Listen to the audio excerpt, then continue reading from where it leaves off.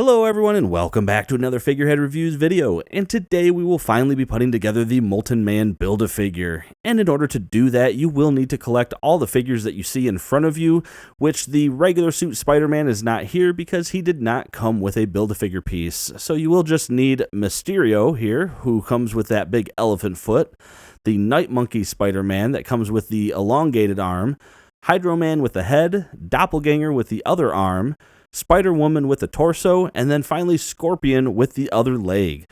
But enough about that, let's get this put together and take a look at the Molten Man Build-A-Figure.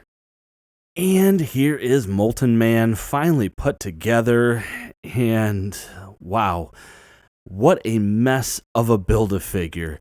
If there is anything that is more telling that this is I don't want to say poorly sculpted, but a confusing sculpted figure, if there's anything more telling than that, it is the fact that I had two different pieces that were not aligned properly.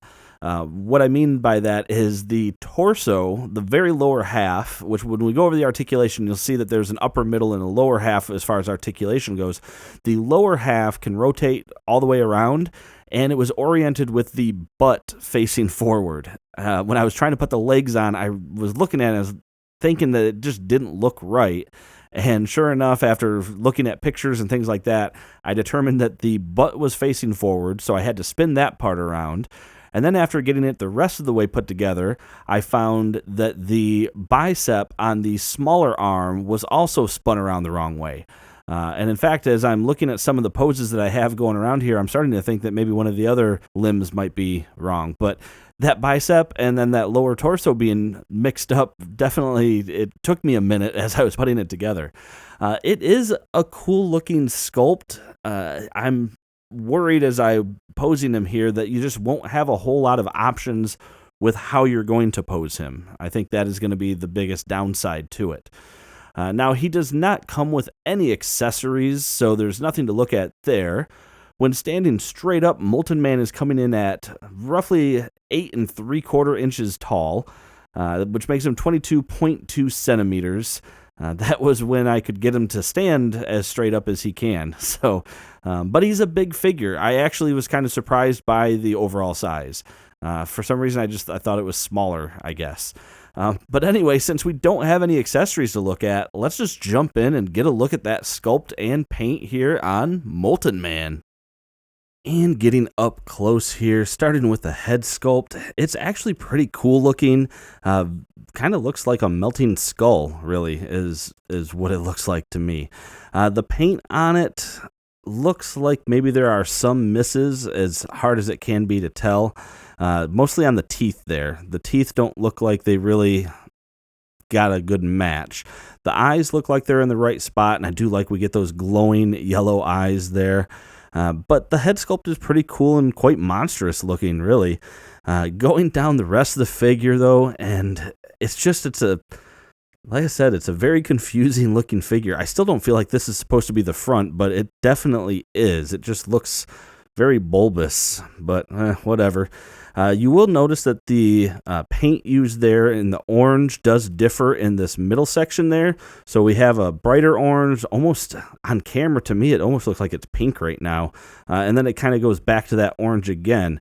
And I shouldn't have said paint. That is actually plastic under there. The gold is the paint here. So maybe that is the difference. I don't know. Maybe it was a different plastic, different paint used.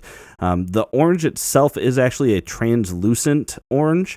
So what you've seen some people do, I'm sure, if you've looked up this figure, is this back piece is separate, of course. When it's in the Spider-Woman case, you have the line of separation right there. People are putting LEDs in here and making that glow. I don't have any LEDs to put in there, so unfortunately, I got nothing for that.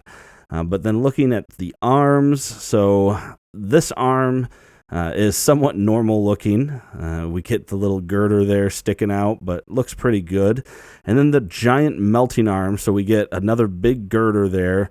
And then going down, very cool. And then this hand, the only complaint I have on this hand, well, I guess I'm going to have two complaints, and there's one of them. It pops out very, very easily, at least on mine. So even when I'm trying to move it on the hinge, it's just very difficult to do so. But also the other complaint I have is that the knuckles are going to be flat. This hand is basically almost always meant to be on the ground, and I'm kind of would like to be able to have him reaching in some cases, but at the same time, the reaching pose might have made things like these drips here seem kind of weird.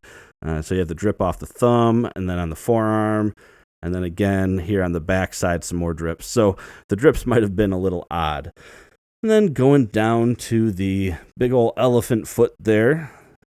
Yeah, looks good. I mean, as good as a giant mass of molten metal would look.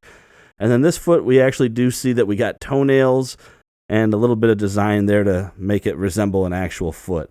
But very interesting sculpt that they did on this.